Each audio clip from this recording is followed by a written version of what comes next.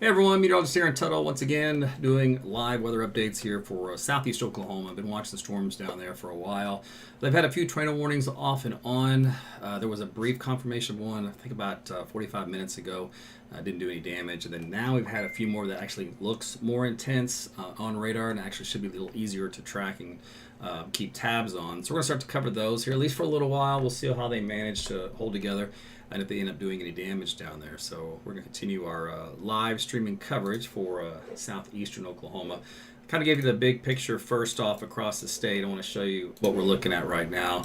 If you're living here in Oklahoma City or central Oklahoma, again, our storms have moved on off to the east. Everything's quieted down. It's going to be a nice evening out there. We'll get some new development out in western Oklahoma later on this evening and tonight, and more development down here in southern Oklahoma for rainfall. But as you can see here from Tulsa southward, this is where the squall line has progressed. It's been a very slow movement, producing a lot of heavy rainfall along with it. And so right now you have these clusters of red polygons. So this is where our slew of tornado warned storms are currently located. We're going to take a look at each one of these. There has been a confirmation of a sighting, especially this one here in Springtown. This seems to be the strongest one by far on radar. It'll be coming up on Hasthorn here in about 7:43, but this is the area here in southeast Oklahoma where this particular warning information is moving to the northeast at about 37 miles per hour. So Stringtown, Atoka Reservoir, and Choctaw is the path of then this one. Let's take a look here. We're going to interrogate this just a minute, and we'll see what it looks like here if we zoom in.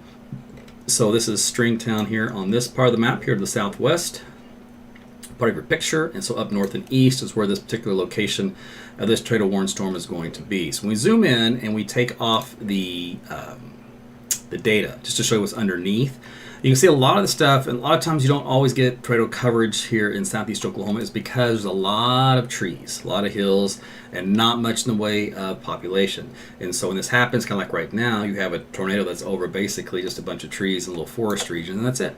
So obviously, you know, that's a good thing when it's not over any populated area. But right now, that is where this developing tornado has been located. The algorithms for producing the tornado have gone up a little bit. They were kind of holding into the 30s and 40s here over the last couple of volume scans of the radar. So it seems to be the trigger as to which these may be touching down at that point. So again, this is the last one here. This was indicated by, I think it was law enforcement. Supposedly that did see something. They do have this Stringtown fire. They did not see anything in that area, but you would have to drive out of town and look up on the hill probably at dark to try to see what's going on in that area. But regardless, it gets a little bit more difficult sometimes to get reports in this area, especially at dark because of the terrain gets hard to see. So what you have to really rely on is the Doppler radar and to see if anything has really stood out in the data.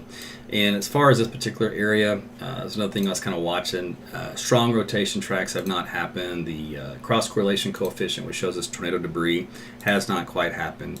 But you start to get these reports coming in, so you have to start taking a little bit better look at them. But regardless, that's what's going on with that one. We'll go down the line here. Around Atoka, you guys should be in your shelters. You're underneath a tornado warned storm as well. Same thing for Tushka and Caney. So let's drop in to see what we have here for these guys and see if there's anything left on radar. The Atoka one stems from way back around Coleman on Highway 48 and Grassy Creek Road. Now that activity has since moved a little bit more to the northeast from there, but still passing southeast of Coleman. But you guys obviously want to be in your shelters if you live in Atoka until this particular line moves on by. All right, let's go to the one here in Caney. This is going to be coming on the south side of town as well. As we speak, you have just a little weak circulation here in the data.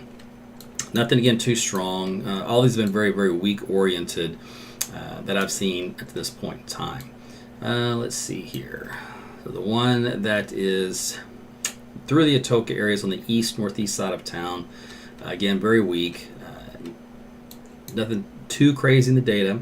Now this one here for Springtown, this has been the best one so far as looking like it may produce one.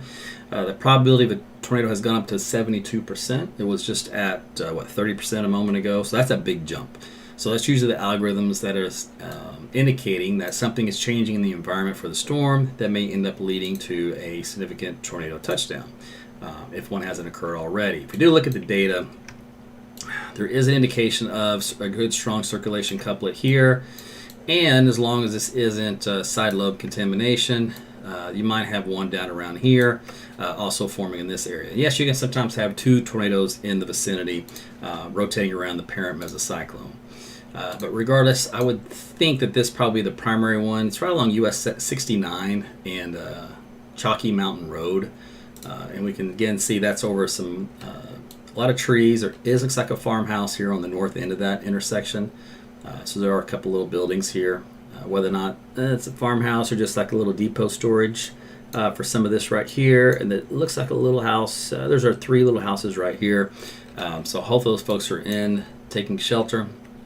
Again, well-built homes do hold up well to low-end tornadoes with no problem. You just have to be away from all outside walls and windows. So it's always the lowest floor. That way you can keep that debris from penetrating the walls and the windows and injuring you.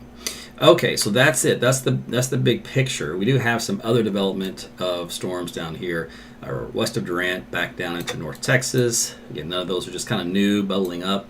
As they get into this environment right here, this little region from just around McAllister southward and southwest, this environment's a little bit more favorable for tornadogenesis.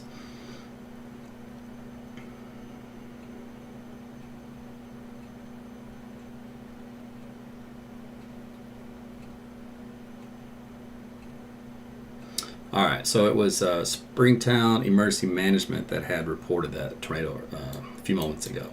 So there was a visual confirmation, at least temporarily. There was a question as to who called that in. But anyway, so be in your shelters if you do live in Springtown and Atoka County for this particular tornado-warned storm until it moves past you. It's heading up to the north and east. So Wardville, this is all east and southeast of you. So if you do live east of Wardville out here, make sure you're in your shelters between there and Kiowa. And let's do another, I think, did I do a storm track on this one? I think I did. Let's do another one. Yeah, that's correct. So it was only one major community involved that came up from that. Here are some other communities. Let me see here. Let's see if this one's updated. The one in Caney, let's see, it's not going to be affecting any major communities. That's good. A lot of this, again, is going to be over some open kind of farmland and area that's not densely populated. And, of course, it's very dark, so it's going to be hard to see what's going on down here. But I do want to kind of give you a brief update of what's happening in this region. The model data we looked at earlier did have some development of potential tornadic storms, basically where they're occurring currently. Over the next hour or so, it is 7 o'clock, so the low-level jet should be kicking in, which should give the wind field a little extra boost, and that might be what's helping to cause these guys get a little bit better organized at this point here in southeast Oklahoma. So let's see, we have officially, I think that's one, it gets a little complicated here. They got 1, 2, 3, 4 polygons, 5 polygons for tornadoes. And sometimes they can cross over from one to another as they move from southwest to northeast. So it makes the map a little convoluted. But regardless, let's see here. So here's some notation moving northeast at 51. Radar indicated. Colgate, Wardville, Choke, Northern Atoka Reservoir. I think we started off the broadcast with this one. Stringtown, Atoka Reservoir. That one's moving northeast at 37, so that's obviously a different speed. This bigger one here, which encompasses, looks like 2, it's going to move northeast at 36 miles per hour. All these are warnings go up until either between now through 8 o'clock, it looks like. Let's see, this continues to include Tushka, Caney, Lane, Daisy, McGee Creek, Lake, Redden, Bentley, and the southwestern Atoka Reservoir again. And I believe that one took care of this one. So we've one dropped off. Okay, good. So one expired, looks like, or was canceled. So now we're just down to just the 3 that we just clicked on. And then they click a new one down here for McBride. This just came up. That'll go until 7:45. That's for Durant, Colbert, Caddo, Silo, Kennefic, Meade, Armstrong, Cartwright. Every time I see Cartwright, I think of the Seinfeld episode. You can take a reservation, you just don't know how to hold the reservation. Woodville, Eastern Lake, Texoma, Calera, and McBride. If you do the storm track on this one, of course, once it moves past McBride, it's got the rest of these communities. So Caney, even though you had that one storm, you'll have another one, this one coming up. Probably move to your south, though. It'll pass by to your south. There's a drift of everything just to move to your east. But anyway, so there's Meade about 714, Silo 720, Armstrong 730, Caddo 742, Caney 753. They are sounding the Bryan County sirens at this point in time. And Durant, again, you've had some storms in and around your area that have had some rotation with them. I haven't seen any confirmations, though, of anything touching down. At least that is what's happening down there. Okay, let me see if there's any data with that as far as... let's see. This, by the way, was moving northeast at 36. Okay. Let's look at some radar data, and we'll see how that looks. All right, this is McBride. Probability of a tornado is only 6%. So it's a brand new cell. And the Weather Service, because the radar coverage down here is so poor, and they're meaning a couple things. The main one, the beam of the radar. All right, so let's say this is your radar, okay? This little guy right here. All right, so this is the dish up here at the top. And this is the pedestal, tower, all that. So, flat ground, all right? So the radar sits on top of this flat ground, and it shoots out a little beam right here, okay, that goes out. Now, because the curvature of the Earth, this radar beam does not go like in a horizontal line like you'd see on my screen. It ends up kind of curving up with height. So it goes up, up, up, because really the curvature of the Earth is curving. So it doesn't actually get to sample the storms way off in a distance down low. So if there's a storm down here and you want to see the base of the storm, you can't see it. You end up seeing the storm way up here from the beam that goes up here. So that's 10,000 feet where we are right now on this radar map. If we could see down at 5,000 feet, we could see where the tornado would be much easier, or lower than 5,000, really, technically. So 5,000 is like a cutoff, but 10,000 up here, you're not going to see anything. So because of that, the limit of the radar data, they have to infer a lot and guess a lot, just using the rest of the storm structure. And so you get a lot of warnings that don't quite pan out because we're not really for sure. We can't get ground visualization or confirmation, at least as far as our technology goes. So you have to have somebody out there with eyeballs on the storm. So that's why I use emergency management, fire departments, police, local officials. If they see something, hey, that's great, because right now the radar can't see anything below 10,000 feet. So anyway, your point is you're going to get an early tornado warning that may or may not pan out until hopefully you can get some confirmation down there. And they can go both ways. They can wait for confirmation if they have somebody that they know is kind of keeping on it, if they, or they can just issue the warning and then see what happens. Anyway, so that's kind of how that process works. But so we might get some more of these warnings that come out here this evening. Let's see. These guys, the probability of a tornado is pretty low, 10% on that one. This one's 26%. The one we had earlier, 43% now. So they've dropped off a little bit. This leftover circulation has now moved over into Kiowa at this point, and coming up toward Kiowa and Pittsburgh. So being your shelters, let's see, that's going to be along road 9400 and US 69, and who else we got? Well, it's about 2 miles south of town, so there's no cross streets. That's the best I can tell you where that was located. Okay. Anything else? At one point, there was a brief tornado warned storm up around Crowder, Eufaula. It lasted very short. It dissipated about as fast as it developed, so I think it was just canceled. The more favored environment is it's south of McAllister right now, closer to the warm front in southern Oklahoma. All right, so basically we just have these three. These are hard to see. Let's switch over here to this map. A little easier to make these out. So I'm going to outline them in blue because everything else runs together. Alright, so there's one there. So these are the polygons. So they're very oddly shaped, right? And then you had one in between, which goes like this. So it's a convoluted mess. When you get a line like this where you have a cluster of storms and they're moving different directions, that can sometimes happen. Okay. So anyways, this is what's going on in southeast Oklahoma. Again, everything out to the north and west of there is fine. You guys at Tulsa are fine. It's just some heavy rainfall. Same thing for Muskogee and Henrietta and Warner. So we're talking this little quadrant, basically where they are currently, up to about McAllister, and then over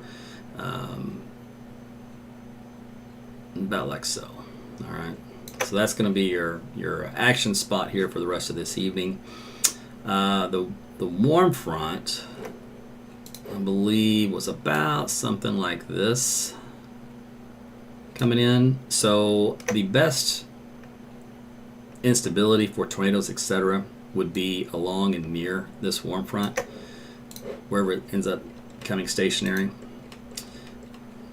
So that can sometimes help out with the instability a little bit. And I think I had that pulled up earlier. Let's see, it's this guy here. Yes, if I look here on the dew points, we're in the low 70s, upper 60s, right about here. And then it curls back down to Texas. So it just barely kind of nudges in. And actually a lot of those storms are kind of on the north fringe of this. They're kind of all right in here. So for the best tornado potential, you would want these storms to come right up over this boundary in this zone. So that it may be until something like this happens where you get more substantial tornado genesis, because you got a little bit better dew points to work with, so a little better instability in that area. All right.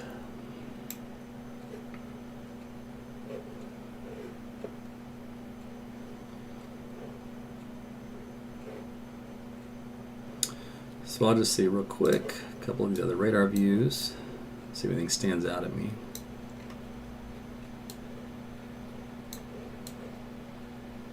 Nothing there. Okay.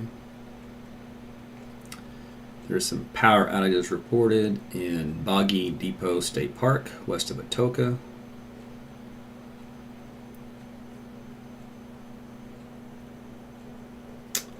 So unconfirmed reports of a tornado touchdown in Atoka County, moving into Pittsburgh County,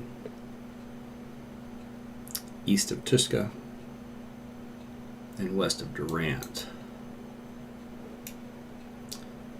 So this is Tuska here, this is Atoka. So one little circulation area out there, but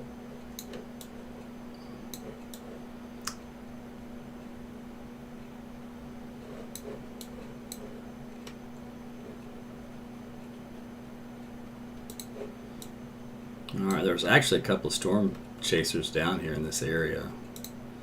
I don't know if they see anything. It's dark, of course. Let's see. So at least there are a few eyeballs down there.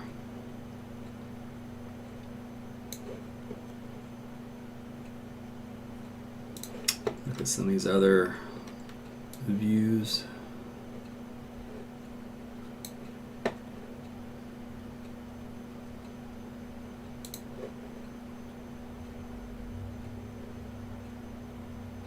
So probability of a tornado on these two is 64% and 40%. Stretching from Kiowa to Stringtown.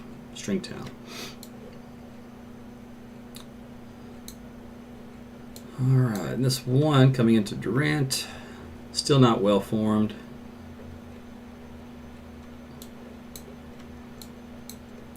So 1, 2, now down to 3 polygons for tornadoes. So 1, 2, and 3. So those are our 3 tornado warned storms, a little cleaner now. But as far as the actual data is concerned, nothing jumps out at me that just Screams problematic. But again, if you live in this area and your alerts are going off or your sirens are going off, just make sure you stay in your shelters.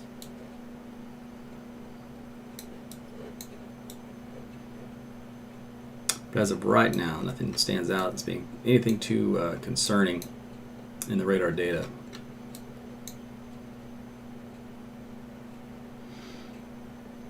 And we haven't had any official confirmed reports of a tornado here recently.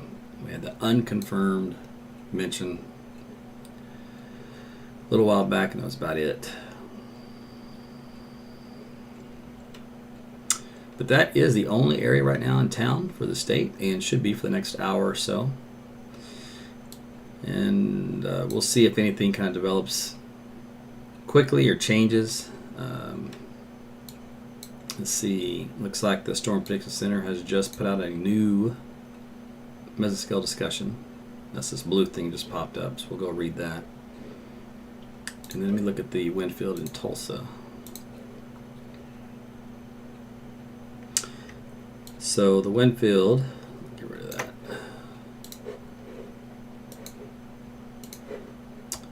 Wind field has a little bit of a southeast component, goes to a southwesterly component the first few thousand feet up. So we do have directional shear.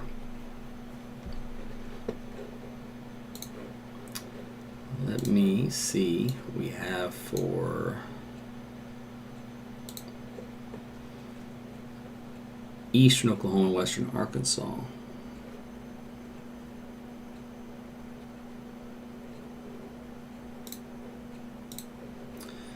Alright, so same thing. They have a good easterly component at the surface. Then those winds do turn direction to a southerly direction, and then a little bit of a southwest.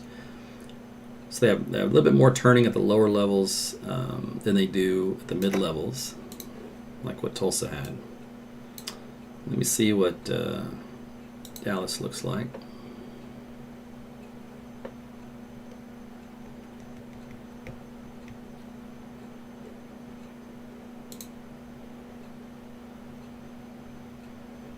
Oh, did I click the wrong one? Yes, I did. Lame. All right.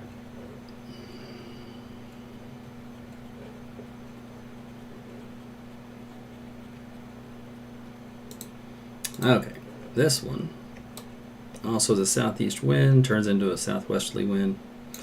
All right, so what I'm not seeing tonight is a very robust, strong, low-level jet that has kicked in. It's 7:15, so nothing's overly strong. I don't have any 50 knots in here. Wind speeds are decent, so definitely decent enough to where you might have to deal with an issue at some point with rotating storms, etc. But that's what we have right now to work with. It's enough to get some things to spin around and rotate. Oh, we were going to read that discussion. It was something I was going to do. Let's go do that real quick. Okay, so this new discussion, damaging wind and isolated tornado threat to persist, increasing moisture, just mixing above the surface. Let's see, severe weather threat of damaging winds and isolated tornadoes may persist through the evening, extending into far western Arkansas. Another watch will likely be needed. An organized line of storms currently stretches from just south of the Tulsa area southward toward Durant, Oklahoma, with significant lightning activity and cooling storm tops. Surface analysis shows the boundary has not moved much. However, stronger elevated instability and moisture exists just above the cooler surface layer. Precipitable water values around 1.8 inches at Fort Smith and 2 inches at Shreveport. Given the persistent southwest flow just off the surface with around 40 knots, expect additional destabilization. And let's see here. Thus, these storms may remain further robust for several more hours, aided by substantial moisture flux and deep layer shear, even with somewhat cooler skin layer temperatures. A few damaging gusts may occur. Tornadoes appear most likely as the main boundary gradually mixes north and where it intersects the line of storms. All right, that last line sound familiar? That's what we talked about a moment ago. That's that warm front I was talking to you about. Okay. Switch back over. I'll take one more look, and if there's nothing imminent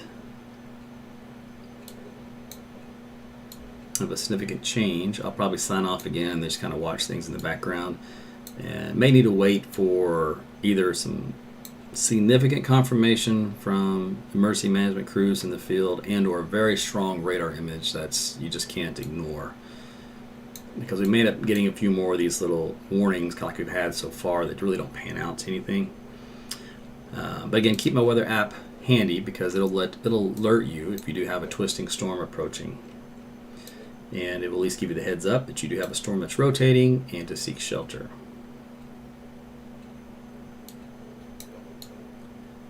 All right.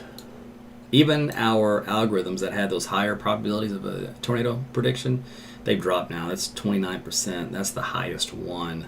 These other ones are down to the teens. That's 6% actually. It's even lower. All right, so there's been a little bit of weakening trend then over the last, 5-10 minutes. So that's good news. The last one, probably of any decent circulation center that I see, is this one over here for Blanco, east of Kiowa. That's the only one I see that's anything somewhat significant. And honestly, that's not even under a tornado warning. That's just under a severe thunderstorm warning. All right, so that's good news. Okay. All right. Well, again, Sam, just kind of watching things down here in southeast Oklahoma. And if things get a little more carried away, I'll come back on to other tornado warning coverage for that. Otherwise, if you do live in southeast Oklahoma and you don't see me, just make sure you use my weather app. It's free. AT's Weather to Go, Apple, Google Play. It'll track these storms for you, give you storm track, time of arrival. It'll give you a twisting storm alert. That means that a storm is developing a tornado, and that usually comes out as much as 15 or 20 minutes ahead of time before it actually hits you. So that gives you a lot of time to prepare. And then, of course, you'll get the standard tornado warnings from the National Weather Service and that kind of stuff. But that's what I got here for you, so I appreciate you guys tuning in and checking in. Make sure you like and share the video. Whatever content, whatever page you're on as far as social media, just make sure you hit the notifications. That way you do get notified when I do go live, and you might want to redo it. So, because in the summertime and fall when things get quiet, we don't have tornadoes, obviously. I don't do a lot of cut-ins for that. I don't do a lot of live broadcasts. So the algorithms may have detached that whole period of notifying you all the time. I think YouTube used to do it all the time without failure, and then apparently I'm finding out tonight or today that it's not notifying everybody. So you might have to go in there and toggle it off and then toggle it back on, kind of do a reset. It might be good to do in general on all the platforms, Rumble, Facebook, YouTube, Twitter, whatever. That way you do get notified, because there may be some timeout feature in those algorithms. I don't know. I don't run those platforms. But that would help to reset it so that way it knows that you're still interested. So that's probably my suggestion. That way, if you are having some issues there, that way you kind of help that out. All right. You guys have a good rest of your evening, and we'll be in touch. Take care.